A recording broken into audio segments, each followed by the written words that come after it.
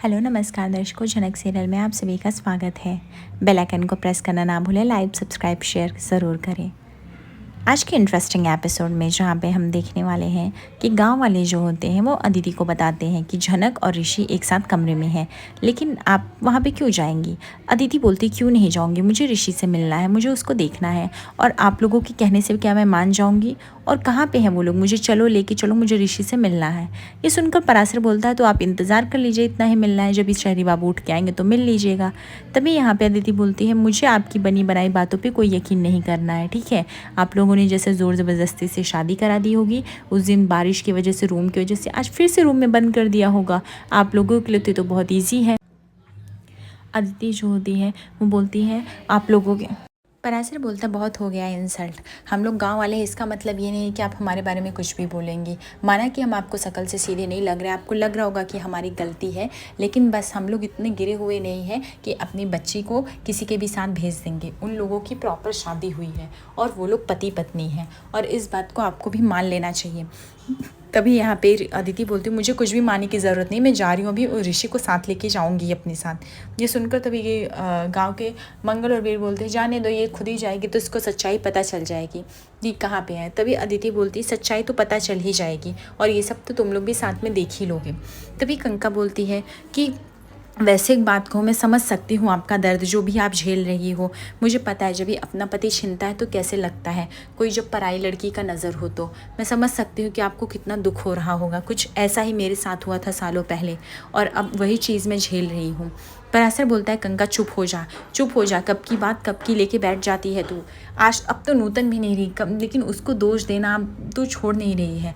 तभी यहाँ पे अदिति बोलती है मुझे आप लोगों से कुछ भी जानना नहीं है, मैं जा रही हूँ और मैं खुद ऋषि से मिलूंगी और मैं खुद ऋषि से पूछूंगी कि उसके साथ क्या हुआ है, कहीं आप लोगों की वजह से तो नहीं हुआ है। तभी कंका बोलती जाइए, लेकिन आप शायद समझ नहीं पाई हैं, झनक बहुत ही चालाक लड़की है, उसके जाल से बच पाना बहुत ही मुश्किल होता है। उसके बाद अदिति जो होती है वो जाती है और वह जैसे ही दरवाज़ा खोलती है वो ऋषि को देखती है और वह एकदम से शॉक हो जाती है। ऋषि भी पूरी तरह से शॉक हो जाता है। यहाँ पे झनक अदिति को रोकने की कोशिश की जाती है, बट अदिति रुकती नहीं है। यहाँ पे झनक और ऋषि आराम से सो रहे होते हैं, लेकिन जैसे दरवाजे पे अदिति बार बार नॉक कर रही होती है उनकी नींद डिस्टर्ब हो जाती है और झनक उठ जाती है। झनक बोलती है इतना सुबह हो गया, अम्मा की श्राद्ध का टाइम हो गया और मेरी नींद नहीं खुली। तभी यहाँ पे ऋषि बोलता है मैं दरवाज़ा खोल के देखता हूँ। वह दरवाज़ा जैसे ही खुलता है अदिति को अपने सामने देखता है, मानो वह एकदम से शॉक हो जाता है, उसको समझ में ही नहीं आता है कि मैं क्या बोलूँ। और वह अदिति को देख के पूछने लगता है कि अदिति तुम यहाँ पे कैसे आई, क्या हुआ और यहाँ पे कैसे पहुँची। तभी अदिति बोलती है तुम यहाँ पे क्या कर रहे हो ऋषि, तुम्हारे साथ ये लड़की क्या कर रही है। जैसे ही वो झनक को देखती है वो 1000 सवाल करने लगती है और गुस्से में चिल्लाने लगती है और वो बोलती है कि ऋषि तुमने आज ये ठीक नहीं किया है, जो भी तुमने मेरे साथ किया है। तुम दोनों एक ही छत के नीचे पूरी रात कैसे रह सकते हो, मुझे नहीं समझता है कि तुमने इतना बड़ा चीट कैसे किया ऋषि मुझे। मैं शहर से यहाँ तुमसे मिलने के लिए आई, तुम्हें ले जाने के लिए आई और तुम यहाँ पे अपनी शादी मना रहे हो, तुम इन गांव वालों के साथ रह के तुम कमरे में बंद हो। मतलब मुझे समझ में नहीं आ रहा ऋषि, तुम ये सब कर क्या रहे हो, तुम मुझे गोल गोल घुमाना कब बंद करोगे। तभी यहाँ पे ऋषि बोलता है कि मैं कुछ भी नहीं कर रहा हूँ अदिति, ट्राई टू अंडरस्टैंड, मैं तुम्हें समझाता हूँ, सब कुछ लुक जैसा दिख रहा है वैसा बिल्कुल भी नहीं है। अदिति बोलती बस करो ऋषि, मुझे नहीं समझना है कैसा दिख रहा है कैसा नहीं है, ठीक है। और सबसे बड़ी तो ये फसाद की जड़ जो है ना, ये लड़की है, ये इसने भी पीछा नहीं छोड़ना वो किया ना, ये कुछ भी करती रही है। एक तो बहुत बड़ी कैरेक्टरलेस है, इसकी वजह से मेरी पूरी लाइफ ख़राब होकर रह गई है। और तुम ऋषि तुमने भी ठीक नहीं किया है। ऋषि समझा रहा होता है, लेकिन अदिति ऋषि का कॉलर पकड़ लेती है और उसे धक्का दे देती है और बोलती है ऋषि तुमने मुझे चीट किया है, तुमने आज जो किया ना वो सारी हदें पार कर दिया। अगर तुम्हें मुझसे शादी ही नहीं करनी थी तो फिर तुम मुझसे क्यों बात करने आए, फिर तुम मुझे अपने साथ क्यों बुलाने आए। तुम मुझे छोड़ सकते थे मुझे मेरे हाल पे, लेकिन तुमने ऐसा नहीं किया। तुम मेरे पीछे पीछे आए, मुझे यकीन दिलाया कि तुम मुझसे प्यार करते हो, मुझसे शादी करना चाहते हो, और जब ये सब हो गया तो फिर तुम अब ये सब चालू कर दियो। मतलब मुझे समझ में नहीं आ रहा है तुम्हारे दिमाग में क्या चल रहा है। तभी यहाँ पे जनक बोलती अदिति दीदी ऐसा कुछ भी नहीं है, मेरी बात समझिए। तभी यहाँ पे अदिति बोलती जस्ट स्टॉप इट, मुझे तुम्हारे मुझे कुछ नहीं सुनना है, ना ही कुछ जानना है क्या चल रहा है क्या नहीं है क्या कैसा है। मुझे पता है कि तुमने ही सब कुछ किया हुआ है, तुम्हारा कोई कैरेक्टर है ही, तुम तो एक कैरेक्टरलेस लड़की हो। ये सुनकर झनक का गुस्सा बढ़ जाता है। झनक बोलती, बस करिए अदिति दीदी, जितना बोलना था, जो बोलना था आपने सब कुछ बोल लिया। आज तक मेरी बेइज्जती की, मैं सब सह गई। माना कि आपके साथ गलत हुआ था, वो भी समझ में आता है मुझे, लेकिन अब बस बहुत हुआ। मेरे बारे में ये सब वर्ड यूज़ करने से पहले लाख बार सोचिए। आप जो भी बोल रहे हैं, आपको लेके जाना शहरी बाबू को लेके जाइए, पर मुझे बुरा मत ठहराइए। तभी पराशर बोलता है, बिटिया तू क्यों शहरी बाबू को जाने को बोल रही है दामाद जी को? तेरी अम्मा का श्राद्ध है, दोनों का होना बहुत ज़रूरी है। झनक बोलती, नहीं बाबूजी, वो ना भी रहेंगे तो भी मैं कर लूँगी, ऐसी कोई ज़रूरत नहीं है। मैं अपनी बेइज्जती और नहीं सह सकती। अदिति दीदी, इतना तो मेरे में सेल्फ रिस्पेक्ट, आत्मसम्मान है, इतना तो कमाया है। अगर गलत शहरी बाबू के साथ हुआ तो मेरे साथ भी हो। अगर ज़िंदगी उनकी ख़राब हुई तो मेरी भी ख़राब हुई है, लेकिन आपने कभी सोचा ही नहीं। बस हर चीज़ के लिए मुझे दोषी ठहराती रही। आज तक सब सह लिया, पर मेरे कैरेक्टर पे मत उंगली उठाइएगा, ठीक है? तभी यहाँ पे अदिति बोलती है, और ऋषि तुम्हें कुछ बोलना है? ये लड़की इतना सब कुछ सुना गई, फिर भी तुमने एक शब्द नहीं बोला, एक वर्ड नहीं बोला। ओके, मैं समझ गई तुम्हारा डिसीजन क्या है, तो तुम नहीं आ रहे हो। ऋषि बोलता है कि ऐसा कुछ भी नहीं अदिति, मुझे तुम्हारे साथ आने में कोई भी प्रॉब्लम नहीं है। बट यू नो ना, मैंने इसकी माँ से वादा किया था नूतन जी से कि मैं सब कुछ समझ के रखूँगा, सुख दुख में साथ दूंगा। मैं इसे छोड़ के नहीं जा सकता हूँ। एक बार श्राद्ध हो जाए ना तो हम लोग साथ में चले जाएंगे। बस थोड़ा सा हम वेट कर लेते हैं और उसके बाद मैं खुद तुम्हारे साथ चल दूँगा शहर, लेकिन प्लीज़ अदिति रुको। तभी अदिति बोलती, मैं यहाँ पे रुक ही नहीं सकती, मैं यहाँ से जा रही हूँ। उसके बाद यह कह के जो होती है वो वहाँ से चली जाती है। यह देखकर तो ऋषि को भी थोड़ा सा, ऋषि अपसेट हो जाता है। जैसे वो घर पहुँचती है, वह अभिमन्यु और तनुश्री को बताती है कि ऋषि उसके साथ नहीं आया। तनुश्री बोलती है, ऐसे कैसे हो सकता है? क्या वो बोला कल आएगा? क्या इसलिए नहीं आया? क्या हुआ है? तभी यहाँ पे अदिति बोलती है, क्योंकि वो दोनों एक साथ सो रहे थे, मैंने उन्हें सोते हुए देखा, तो मैं कैसे बुला के लेके आती। यह सुनकर तो जेठी बोलती है, अदिति तुम कैसी बातें कर रही हो? ये सब नहीं सही है, सच है ये, ऐसा कुछ भी नहीं है। तुम्हें कोई ज़रूर बहुत बड़ी गलतफहमी हुई है। अदिति बोलती, काश गलतफहमी रहती है आंटी, पर मैंने जो अपनी आंखों से देखा वो गलतफहमी नहीं थी, वो सच था। ऋषि ने खुद दरवाज़ा खोला, मैंने खुद देखा है, वो लड़की भी उसके साथ सोई हुई थी। मैं एक इसको कैसे नहीं सच मानूँ? तभी तनुश्री बोलती, हो सकता है गाँव वालों ने कुछ ज़बरदस्त कुछ प्लान किया हो, जैसे शादी कराई थी डरा के धमका के।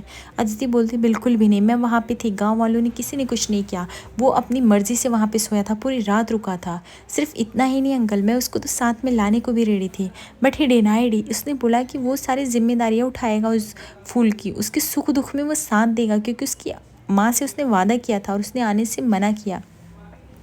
तभी तनुश्री बोलती है कि मैं समझ सकती हूँ बेटा तुम पे क्या बीत रही है, पर ऋषि ऐसा नहीं है, ज़रूर कोई गलतफहमी हुई होगी, वो ऐसा नहीं कर सकता है।